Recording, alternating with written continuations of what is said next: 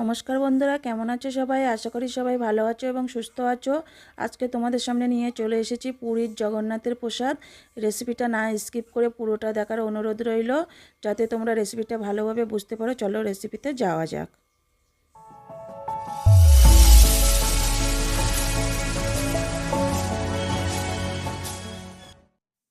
প্রথমে এক বাটি ময়দা নিয়ে নিলাম, তারপরে 1 চিমটি লবণ দিয়ে দিলাম।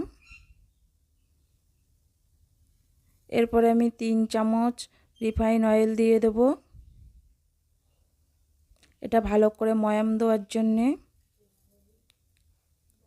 তেলটা দিয়ে ময়দার সাথে ভালো করে মাখিয়ে নেব।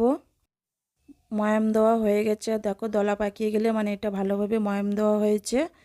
এবার আমরা অল্প অল্প করে জল দিতে থাকবো, একেবারে সব জল দেব না, কারণ পাতলা হয়ে যাবে, ডোটা নরম হয়ে যাবে। একটা মোটামুটি মিডিয়াম ধরনের একটা ডো বানিয়ে নেব। দেখো আমার ডো বানিয়ে নেওয়া হয়ে গেছে। এবার একটা একটা করে লেচি কেটে নেব, লুচির থেকে একটু বড় এরকম সাইজের লেচি কেটে নেব। আমি 6টা লেচি কেটে নিয়েছি। এবার এক এক করে এগুলো সব বেলে নেব। একটু ময়দা ছড়িয়ে নিলাম, নিয়ে এবারে এটা ভালো করে পাতলা করে একদম বেলে নিতে হবে। এই যে বেলে নেওয়া হয়ে গেছে। এবার আমি এটা তুলে রেখে দেব। এরকম করে আমি 6টা রুটি বেলে নিয়েছি। তারপরে এবার দেখো লাস্ট রুটিটা বেলে নিচ্ছি। সব রুটিগুলো সমান সাইজের বেলে নিতে হবে। দেখো আমি সব রুটিগুলো সমান সাইজের বেলে নিয়েছি। এবার এই লাস্ট রুটিটার উপরে আমি একটু রিফাইন তেল ছড়িয়ে দেব। রিফাইন তেলটা ছড়িয়ে দেওয়ার পরে হাত দিয়ে একটু চারিদিকে ঘষে ঘষে লাগিয়ে দেব। এরপর ওপর থেকে একটু ময়দা ছড়িয়ে দেব।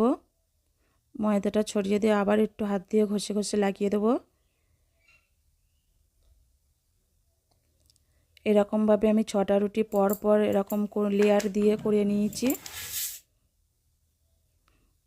6টা রুটিতে আমি পরপর তেল আর ময়দা লাগিয়ে নিয়েছি। লাগিয়ে নিয়ে এবার একটু হাত দিয়ে উপরে রুটিটা একটু চেপে চেপে নিচ্ছি। নিয়ে এরপর আমি হাত দিয়ে ভালো করে এটা রোলের আকারে গুলিয়ে নিচ্ছি। গুলিয়ে নেওয়া হয়ে গেছে। এবার দেখো কানাটাও ভালো করে লাগিয়ে নিয়েছি, একটু জল দিয়েছি, জল দিয়ে লাগিয়ে নিয়েছি। এবার একটা ছুরির সাহায্যে এটা ভালো করে কেটে নেব। এটা একটু মিডিয়াম সাইজ করে কেটে নিতে হবে।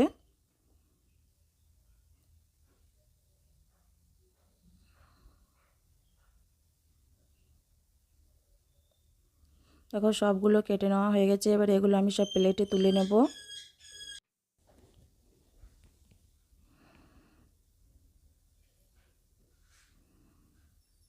এরপর রুটিওয়ালা চাকিতে আবার একটু ময়দা ছড়িয়ে নিলাম।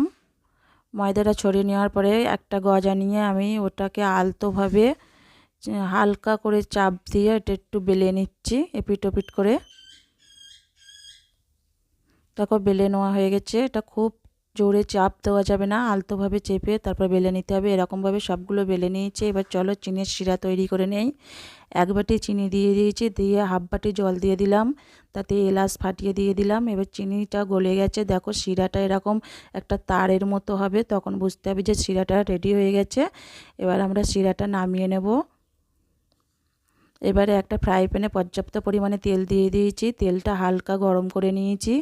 নিয়ে এবার সেই গজাগুলো এক এক করে সব ছেড়ে দেব। আমার এখানে ফ্রাই প্যান ছোটো আছে, ওই জন্য আমি 4টে গজা ছেড়ে দিলাম। এবার এক পিঠ হয়ে গেছে, ও পরের পিঠটা ভেজে নেব। দেখো এপিঠ ওপিঠ করে সুন্দর করে আমরা এটা লাল লাল করে ভেজে নিতে হবে। আর এই সময় গ্যাসের আঁচটা মিডিয়াম টু লো করে রেখে দিতে হবে। এগুলো ভেজে নেওয়া হয়ে গেছে, এবার আমরা তুলে নেব। এরকমভাবে আমি সবগুলো গজা ভেজে নিয়েছি। এবার চলো চিনির শিরাইতে এটা দিয়ে তোমাদের দেখাই। দেখো চিনির শিরাটা ঠান্ডা হয়ে গেছে। এরপর আমি 2টো গজা নিয়ে এই চিনির শিরাই দিয়ে দেব। দিয়ে এটাকে ভালো করে উল্টে পাল্টে চিনির শিরার সাথে মিশিয়ে নিতে হবে। আর দেখো বন্ধুরা, এগুলো পুরো একদম জগন্নাথের প্রসাদের মতো হয়েছে।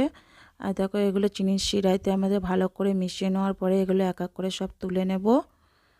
সবগুলো চিনির শিরাইতে ডুবিয়ে নিয়ে দেখো তোমাদের সামনে নিয়ে চলে এসেছি। যদি এই রেসিপিটা ভালো লাগে তাহলে অবশ্যই লাইক, কমেন্ট, শেয়ার এবং সাবস্ক্রাইব করতে ভুলবে না।